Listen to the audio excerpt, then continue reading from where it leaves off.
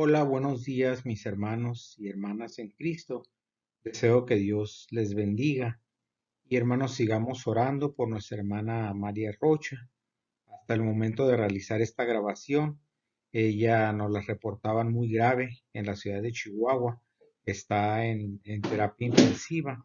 Les pido hermanos que estén orando por ella y hermanos supliquemos a nuestro Dios. Eh, en cuanto en unas diapositivas más, hermanos, voy a borrar mi cara para que para que el archivo no sea muy pesado y no sea muy difícil de subir. Estoy muy contento de saludarles y deseo que el Señor les bendiga. Nuevamente, hermanos, vamos a continuar con nuestro curso de discipulado para nuevos creyentes acerca de las doctrinas cristianas. Estamos ubicados en el capítulo 20, es el capítulo concerniente a la segunda venida de Cristo, en la página número 22. Estamos en el apartado 5. Y yo les invito, hermanos, a que hagamos una oración en este momento. Padre Celestial, te damos gracias por tu gran poder, por tu gloria, por tu magnificencia, por tu misericordia que tienes, Señor. Y Señor, creyendo en la misericordia que tú tienes, Señor, nos atrevemos a rogar por nuestra hermana Amalia Rocha, Señor. Señor, sabemos que tienes el poder, Señor, para decir la palabra, Señor, y ella será sana. Señor, por favor, ayúdanos ahora a entender y aprender de la palabra de Dios. En el nombre santo y poderoso del Señor Jesús te lo rogamos. Amén.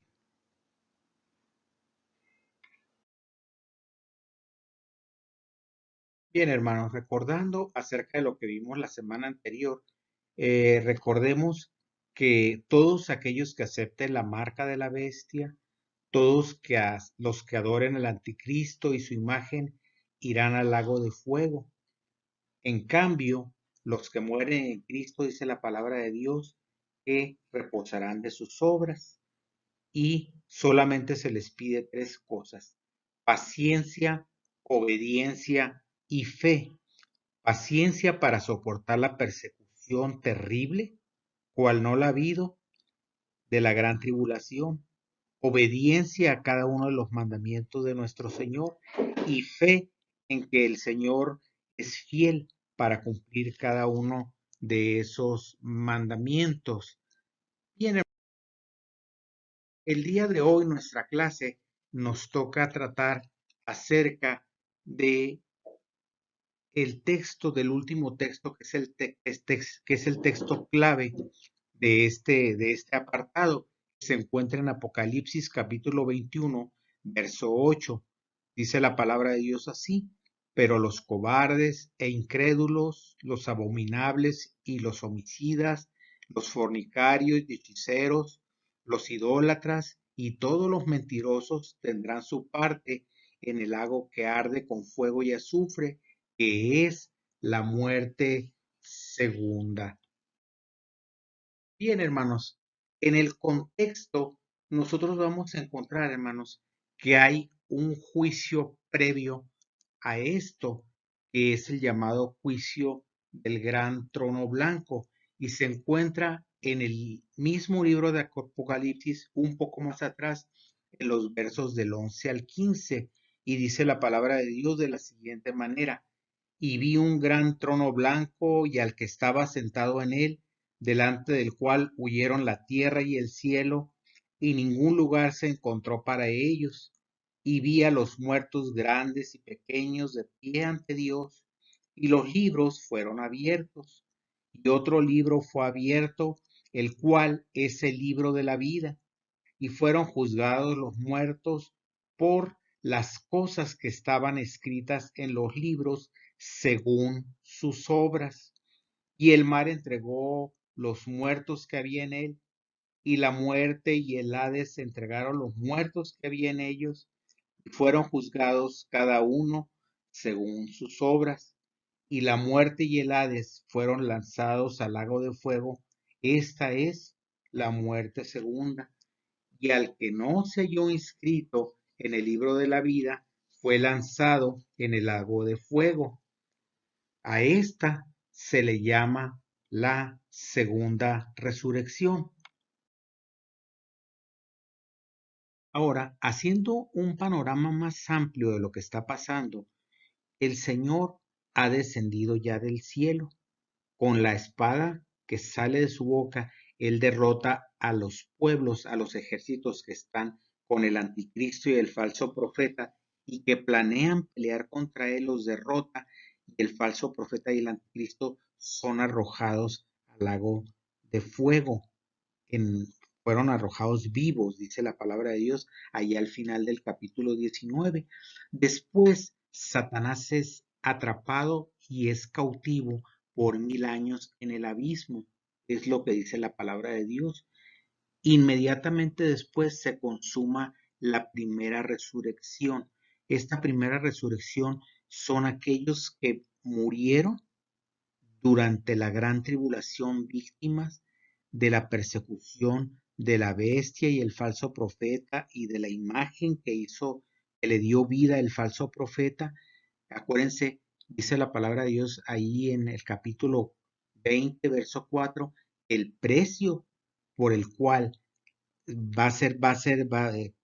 se va a pagar por no adorar a la bestia, es que cada persona va a ser decapitada y el diablo va a ser atado por 1000 años. Y estas personas van a entrar a reinar con Cristo desde Jerusalén por 1000 años. Una vez que transcurran esos 1000 años, la bestia, perdón, Satanás, que es la serpiente antigua, el dragón, va a ser suelto y va a convencer a las naciones para que se rebelen contra el gobierno justo. Dice en Isaías que el cordero y el león pasarán juntos y que el niño jugará contra la cueva, junto a la cueva del áspid y nadie hará daño a nada. Pero hermanos, esto no le gusta al ser humano. Nuevamente cae bajo el engaño de Satanás y van y hacen la guerra contra el Señor. Eh, Nuevamente son derrotados y ahora sí Satanás es enviado al lago de fuego donde le esperan la bestia y el falso profeta. Viene la segunda resurrección y el juicio del gran trono blanco, que es lo que vamos a tratar en este día. Vea lo que dice allí, hermanos. Dice, pero los cobardes e incrédulos, los abominables y homicidas, los fornicarios, hechiceros, los idólatras y todos los mentirosos tendrán su parte en el lago que arde con fuego y azufre, que es la muerte segunda. Esto lo encontramos ya en el texto que ya leímos previamente, que es el que vamos a estudiar el día de hoy. Yo no sé si ya lo notó, hermanos. No hay nombres aquí. No se mencionan nombres. Se mencionan cualidades de las personas que van a ser arrojadas al lago de fuego. No sé si se tomó la molestia ya de contarlas. Cuéntelas. Son 8 características, 8 adjetivos que se mencionan en este versículo de las personas que van a ser arrojadas al lago de fuego. Enseguida vamos a ver un pequeño video que nos va a ilustrar un poquito acerca de cómo va a ser esto. Es algo mm, imaginario, pero es algo que se adapta bien a lo que dice el texto bíblico.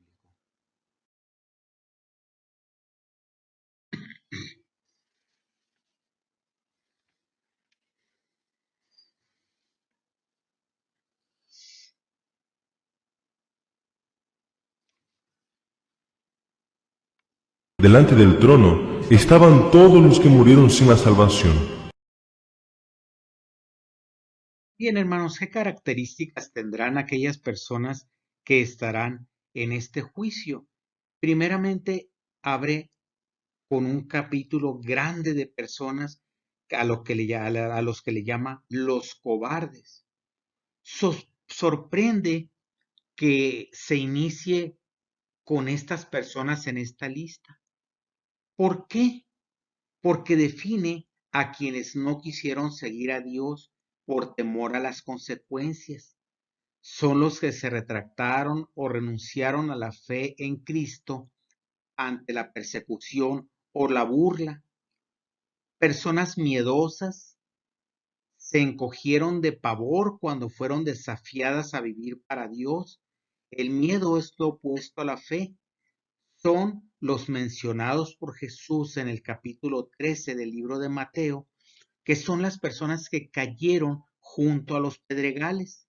Estas crecieron rápidamente, pero como no tenían raíz, al llegar las pruebas, al llegar las dificultades, simplemente lo único que hicieron fue retroceder, fue apartarse. Dice en Lucas capítulo 8, verso 13, dice que estos crecen por algún tiempo. Es el pasaje paralelo a Mateo 13. Dice, estos crecieron por algún tiempo, pero después simple y sencillamente se separaron. Creo que todos hemos sido testigos de personas que han actuado de esta manera. Creen, crecen y nosotros esperamos que empiecen a dar fruto y de repente se separan. Dice la palabra de Dios ahí en Hebreos 10:39 que son los que retroceden para perdición. Dice el verso 10:39 dice, pero nosotros no somos de los que retroceden para perdición, sino de los que tienen fe para preservación del alma. Es el apóstol Pablo que aconseja a los creyentes, tanto los nuevos creyentes como los creyentes que ya tenemos años en el Evangelio. Él aconseja en la carta a Colosenses capítulo 2 versos 6 y 7. Por tanto, de la manera que habéis recibido al Señor Jesucristo, andad en él, arraigados y sobreedificados en él y confirmados en él en la fe. Hermanos, esta es una instancia, esta es una amonestación del apóstol Pablo para que nosotros crezcamos, para que no nos quedemos donde estamos. Sigue con la lista con los incrédulos. Los incrédulos son los inconversos. Y es el término que se usa, el término incrédulo se usa durante todo el Nuevo Testamento para definir a aquellas personas faltas de fe. Son los que fueron infieles en cualquier cosa, en los juicios, en las pruebas, dudando siempre. Ellos viven sin fe en Dios. Ellos viven sin un fundamento adecuado. Ellos viven para la condenación y luchan desesperadamente por demostrar que Jesús, Dios, la fe, son inexistentes o son cosas de personas bobas. Sigue en la lista los abominables. Literalmente, esta palabra significa apestar, hacer fétido o apestoso algo. Es decir, son personas apestosas. Un abominable es aquel que se goza en la iniquidad y se siente satisfecho con ella. Es el que niega a Dios viviendo como si no existiera, como dice el Salmo 14:1. Dice el necio en su corazón, no hay Dios. Y luego vea lo que dice, hermano. Se han corrompido, se han apestado, se han echado a perder, hacen obras abominables porque ya están corrompidos. No hay quien haga el bien. El hipócrita puede entrar en esta categoría, pero creo que hay otra categoría donde encajaría mucho mejor que en esta.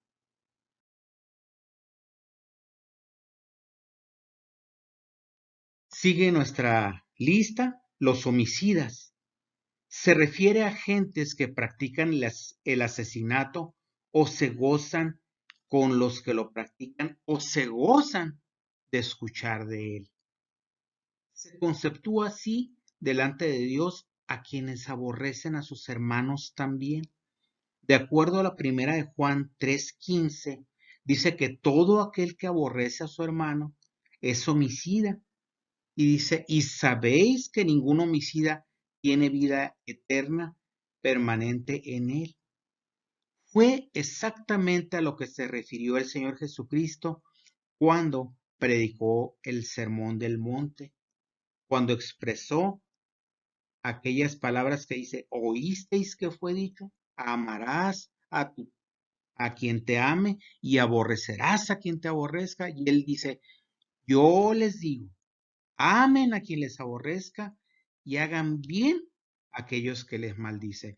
El Señor redefinió algo que los fariseos y los escribas habían malinterpretado. Ellos habían enseñado que esto era un mandamiento literal. Es decir, mientras usted no consumara el delito de haber quitado completamente la vida a una persona, usted estaba libre de cargar con las consecuencias de este mandamiento.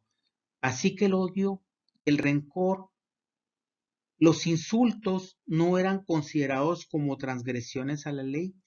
En este rubro estarán presentes, déjeme decirle una cosa, hermanos, también, quienes hayan participado en abortos, sea en sus propias personas o induciendo a alguna mujer a practicarlo. Y también todo aquel que los practica. Seguimos nuestra lista. Los fornicarios.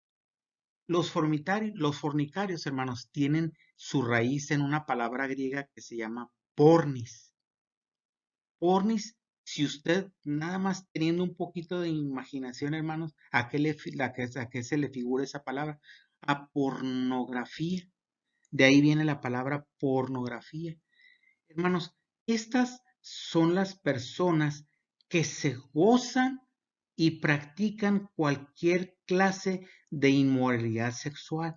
Hermanos, puede ser únicamente como persona, ellos solos, como aquel que ve pornografía o como aquel que practica otras abominaciones de este tipo. O hermano, puede ser participando también en orgías y hacen de su vida, de esta forma de vida, una forma práctica. Ellas la practican todos los días. Hermanos, se dedican a la inmoralidad sexual. Es decir, son los que hacen toda suerte de pecados sexuales, desde el adulterio, tanto físico como mental. Recuerden que el Señor Jesús también redefinió esto. No es solamente adúltero aquel que llega a tener una relación carnal con la mujer de su prójimo o con el esposo de su prójima, no, sino aquel que mire con deseo o con lujuria a una persona del sexo opuesto. Hermanos, también está toda la gama de homosexualismo, toda la gama, aquella que vimos cuando estábamos estudiando los miércoles acerca de la identidad de género. Hermanos, hay cerca de 52 clases diferentes de aberraciones relacionadas con este término de género. Vimos en aquel entonces. Hermanos, también está las perversiones sexuales. Hermanos, hay muchas perversiones sexuales. La pornografía y todo aquello que incite a la inmoralidad sexual. Hermanos, y tengamos cuidado con esto, porque hermanos, no solamente es el que hace la inmoralidad sexual, sino aquel que incita la inmoralidad sexual. Así es que hombres, mujeres, tengamos cuidado en nuestro vestido para no incitar la inmoralidad sexual. Se puede decir que es uno de los pecados encubiertos o públicos más practicados en la sociedad. Es uno de los que más se encubren o de los que más se alardea. Hermanos, parece ser una marca distintiva del género humano. Desde el principio, hermanos, las personas han ofendido a Dios practicando este tipo de pecado, tanto el homosexualismo, tanto la fornicación y el adulterio en los cultos paganos que se practicaban en los lugares altos, hermanos. Todo eso, dice el libro de Jeremías, es una abominación a nuestro Dios. Sigue nuestra lista con los hechiceros. Estas son personas que hacen actos sobrenaturales por el poder de Satanás. Esas fueron las prácticas propias de los magos de Egipto. Si ustedes recuerdan, hermanos, se presentan Moisés y Aarón frente a Faraón. Y Aarón echa su vara al piso y la vara se convierte en culebra. Y el Faraón dice, oh, eso no es nada, a ver ustedes. Y les manda a los magos de su corte y los magos echan sus varas y también se convierten en culebras. Solamente que la vara de Aarón se come a todas las demás culebras, es decir, para demostrar que es más fuerte que ellas. Hermanos, cuando inician las plagas, viene la plaga de la sangre. Los hechiceros de Egipto también hacen esa plaga, también la imitan, la plaga de la sangre. Cuando viene la segunda plaga, que es la plaga de las ranas, los hechiceros de Egipto también logran imitar esa, eso que se había hecho. Pero hermanos, al llegar el momento, al llegar la plaga de los piojos, los hechiceros dicen en el verso 8:18, dice, y dijeron, no pudieron, dice, no pudieron hacerlo, dice ahí en el verso 8:18, y en el verso 19 dice, y los hechiceros le dijeron a Faraón, dedo de Dios es este, pero el corazón de Faraón se endureció. Hermanos, Dios estableció prohibiciones expresas en relación a la práctica de la hechicería. Usted lo puede encontrar esto en Deuteronomio 18, versos del 9 al 14. Dice la palabra nada más en el verso 10, 11, dice, no se ha hallado en ti quien ponga, quien haga pasar a su hijo o a su hija por el fuego, ni practique adivinación, ni agorero, ni sortilegio, ni hechicero. Hermanos, era una práctica para adivinar el futuro, hermanos, echar a los hijos, a los niños, en brazos de los dioses hechos de hierro, para que los niños se quemaran. Y hermanos, era como un acto de adoración a esos dioses. Entonces Dios les dice, sabes que lo tienes prohibido tratar de adivinar, tienes prohibido tratar de hacer esto. Hermanos, tengamos cuidado con horóscopos, tengamos cuidado con cosas que nos dicen, cuidado, hermanos, no, hermanos, ¿quieres conocer el futuro? ¿Quieres saber el futuro? Lea la palabra de Dios, hermanos. Hay una prohibición específica, hermano. Y parece que estos días, hermanos, son donde se ha agravado mucho este problema, hermanos. Eh, Donde quiera usted ve en el periódico, en la radio, en la televisión que se anuncia lectura de tarot, que se anuncian limpias, que se anuncian esto, que se anuncia lo otro. Hermanos, esto está expresamente prohibido. Y durante la gran tribulación, hermanos, de acuerdo a los pasajes que ustedes ven ahí en Apocalipsis 9:12, 13:13 y 14 y 18:23, va a ser una práctica común el ocultismo en la gran tribulación. Bueno, vienen hermanos los idólatras después en nuestra lista. Son los que colocan algo en el lugar que corresponde a Dios y le rinden culto. No es necesaria la práctica de una adoración ante un ídolo de piedra, oro, madera, yeso o cualquier otro material, sino es suficiente con dar el lugar prioritario que le corresponde a Dios en la vida para que lo ocupe otra cosa. Esa otra cosa puede ser cualquiera que usted se imagina. En Colosenses 3:5 dice que la avaricia es igual a la idolatría, o sea, el amor al dinero es igual a idolatría. Ahora, ¿qué se antepone entre usted y el amor a Dios? Hay muchos que dicen, sí, yo voy a seguir a Dios cuando logre esto, cuando ya me haga de una casa, cuando ya haga esto. Hermano, tenga cuidado.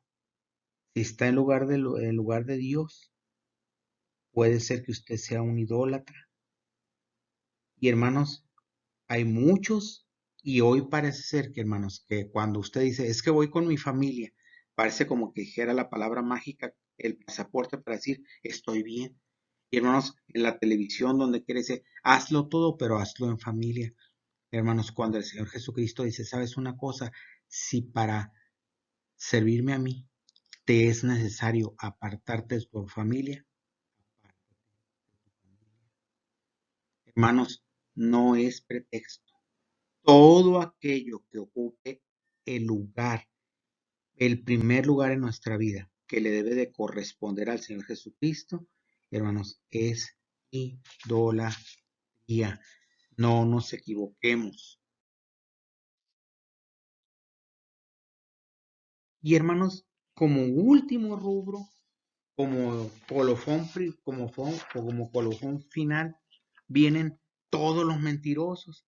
Hermanos, ¿no le llama la atención que diga todos?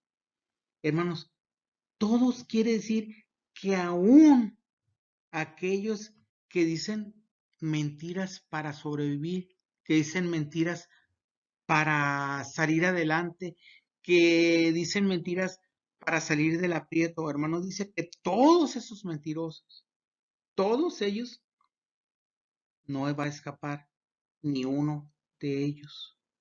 Hay que analizar nuestra vida, hermanos, porque hoy es un mundo lleno de mentiras. Se miente en contra de todo y en contra de todos. Incluso hay algunas personas que viven engañadas consigo mismo. Es un pecado señalado por toda la Biblia. La Biblia dice que hay personas que viven en una sola mentira. Y hermanos, todo libro del Apocalipsis, hermanos, señala a los mentirosos como personas que no van a entrar al cielo. Hermanos, qué diferente es las personas que siguen al Cordero. Estas personas, hermanos, aman la verdad y son capaces de pagar las consecuencias, hermanos, por amor a la verdad. Dice en tercera de Juan 4, dice, y no tengo mayor gozo que este, que oír que mis hijos andan en la verdad. Hermanos, el apóstol Juan decía esto. Creo que cualquier pastor, cualquier diácono, cualquier miembro de la iglesia puede decir, no tengo mayor gozo que este, que todos los miembros de la iglesia a la cual asisto andan en la verdad. Hermanos, no practiquemos la mentira. Hermanos, podemos tener errores, sí, pero hermanos, practicar mentira, no. Así es que hay que analizar en todos estos rubros, hermanos, todos y cada uno de estos rubros, hay que analizar nuestra vida, hay que ver cómo estamos delante de esto y hacer un análisis. Hermanos, dice después de esto, el versículo 8 dice, tendrán su parte en el lago de fuego. Hermanos, la palabra tendrán es la misma palabra griega que significa heredarán. Hermanos, no sé cuántos de ustedes les gustaría tener una herencia, pero la Biblia nos habla de dos herencias. Una que tendrán los que acepten a Cristo como su Señor y Salvador, y otro que tendrán los que rechazan a Cristo como su Señor y Salvador. Los que rechazan a Cristo como su Señor y Salvador, ve el contraste tan grande, hermanos. ellos van a tener su parte en el lago de fuego. Hermanos, ¿qué prefiere usted, el lago de fuego o al Hijo de Dios? Hermanos, vea lo que dice en el verso 7 de ahí mismo de Apocalipsis 21. Dice la palabra de Dios ahí, dice, el que venciere heredará o tendrá, dijimos que era lo mismo, todas las cosas, y yo seré su Dios, y él será mi hijo. ¿Qué prefiere, hermano? ¿Qué prefiere, estimado amigo? ¿El lago de fuego o ser un hijo de Dios? ¿Qué prefiere? ¿El cielo o el fuego? Yo le invito a que medite en este día, porque no es juego y ya hemos visto que la vida se va rápidamente. Hoy estamos bien y mañana podemos ya no estarlo. ¿Está usted seguro de que su nombre está en el libro de la vida?